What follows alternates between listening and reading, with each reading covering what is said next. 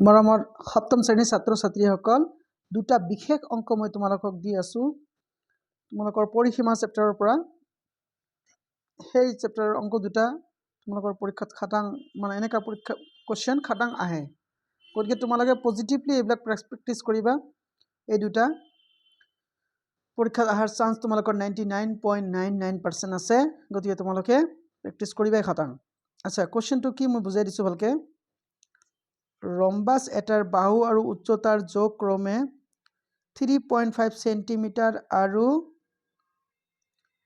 3.2 centimetre হলে ৰম্বাসটোৰ কালি আৰু পৰিসীমা উলিওৱা আচ্ছা বস্তুটো কি কৈছে মই তোমালোকক দেখাই দিছো ইফালে তোমালোকক আকি দেখাই দিছো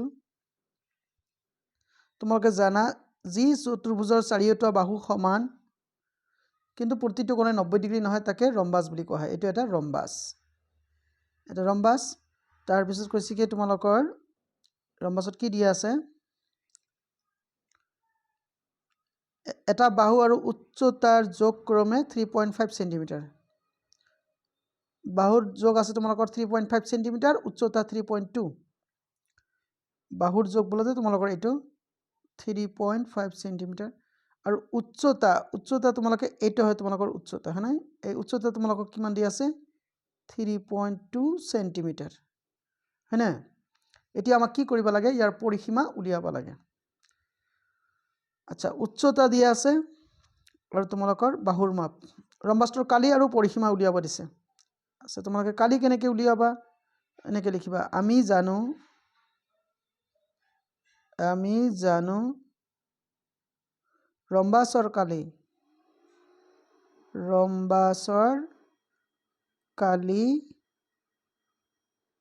কি আছে তোমালোকৰ সমান সমান হাফ ইনটু এটা বাহু ইনটু উচ্চতা হয়নে গতিকে হাফ তোমালোকে লিখিলা এটা বাহুৰ যোগ কিমান দি আছিল তোমালোকৰ 3.5 সেন্টিমিটাৰ আৰু উচ্চতা দি আছে 3.2 সেন্টিমিটাৰ এতিয়া ইয়াক আমি ক্যালকুলেট কৰিম আমি নিৰ্ণয় কালিটো পাই যাম সমান সমান তোমালোকে এটা কাম কৰিবা ইয়াৰ 2 আৰু ইয়াৰ 32 ধৰি লবা তোমালোকে কাটি দিলা ইয়াত কাটি দিলে কিমান হল 16 হল যেহেতু এক ঘৰ আগত দশমিক আছে এক ঘৰ আগত দশমিক বহাই দিলে তোমাৰ 1.6 হল তেনেহলে আমাৰ কি বাকি থাকিল আমাৰ বাকি থাকিল 3.5 into 1.6 এতিয়া এই দুটাক তোমালোকে কৰিবা কি পূৰণ কৰিবা কেনেকৈ পূৰণ কৰিবা দেখাই দিছো 3.5 to তাৰ পিছত 1.6 আমি গুণ কৰিম 6 5 গুণ 30 30 শূন্য হাতত 3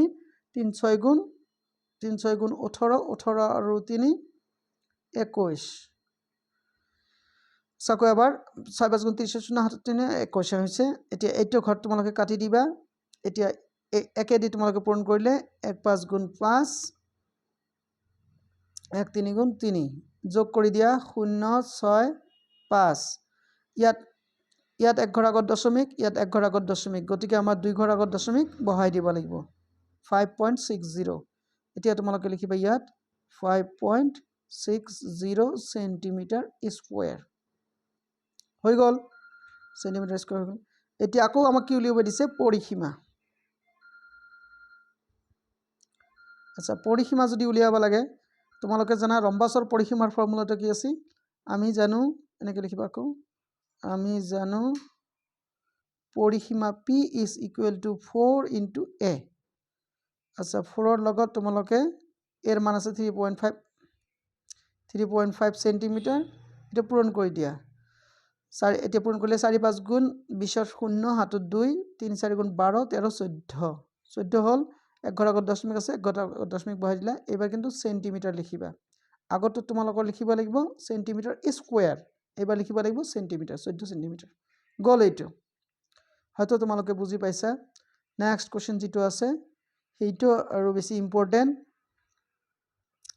কোশ্চেনটো কি আছিল এইটো দিছো তোমালোকৰ 2 নম্বৰ ৰম্বাস এটাৰ কৰ্ণ দুডালৰ যোগ ক্ৰমে 10 সেন্টিমিটাৰ 12 সেন্টিমিটাৰ হলে ৰম্বাসটোৰ কালি উলিওৱা হয়নে আচ্ছা ৰম্বাস হে কি ৰম্বাস মই বেলেগ জাত আকি দেখাই দিছো তোমালোকক ৰবা ইফালে দিছো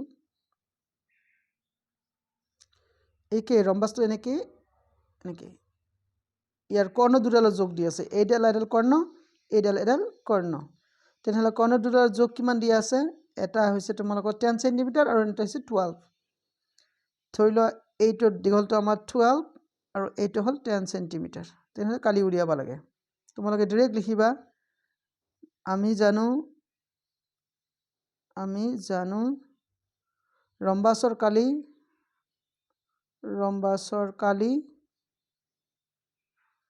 কালি মুখেদি কৈছোঁ, সেইটো ধৰিবা, কাৰণ লিখাবিলাক লৈ তোমালোকে নাচাবা, কাৰণ লিখাবিলাক মোৰ জংগে বংগ হৈ আছে।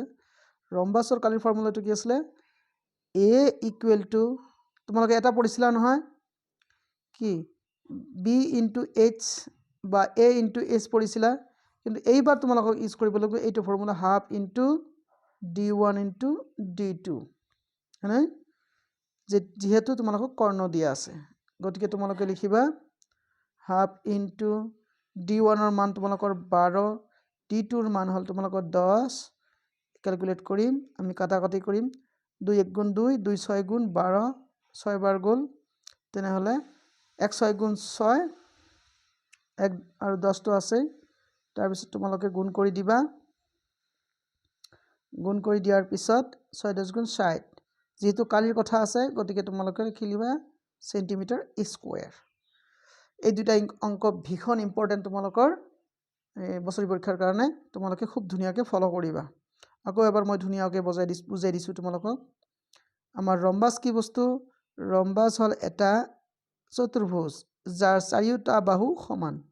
তেনে এইটো এটা আমাৰ চতুৰ্ভুজ, ইয়াৰ এইটো বাহু, এইটো বাহু, এইটো বাহু, এইটো বাহু চবকেইটাই সমান। আচ্ছা, তেনে ৰম্বাছৰ ক্ষেত্ৰতো আমাৰ এনেকৈ আমি এডাল উন্নতি টানিব পাৰোঁ। আচ্ছা, এইটোক উন্নতিক আমি এইচ বুলি ক'ম আৰু এইটোক আমি বি বুলি ক'ম, হয়নে? গতিকে এই ক্ষেত্ৰত যদি আমি কালি উলিয়াম, তেনেহ'লে তোমালোকে লিখিবা এ ইনটু বি ইনটু এইচ। আনহাতে তোমালোকে যদি এইবিলাক দিয়া নাথাকে, মাথো দিয়া থাকে, তোমালোকৰ কি কৰ্ণ দুডাল যদি দিয়া থাকে, এইডাল এডাল কৰ্ণ, এইডাল এডাল কৰ্ণ, হয়নে? আৰু কৰ্ণ দুডালক যদি আমি d1 d2ৰে বুজাওঁ, তেনেহ'লে তোমালোকে ফৰ্মুলাটো কি ইউজ কৰিবা? A equal to half into d1 into d2। এইটো যেতিয়া ভূমি দিয়া থাকিব, উন্নতি দিয়া থাকিব, এইটো ফৰ্মুলা ইউজ কৰিবা। আনহাতে তোমালোকৰ কৰ্ণ দুডাল যদি দিয়া থাকে, এইটো ফৰ্মুলা ইউজ কৰিবা। চোৱাৰ কাৰণে ধন্যবাদ। তোমালোকে খুব ধুনীয়াকৈ প্ৰেক্টিছ কৰিবা। আশা কৰোঁ তোমালোকে এই অংক দুটা কৰিব পাৰিবা। Thank U.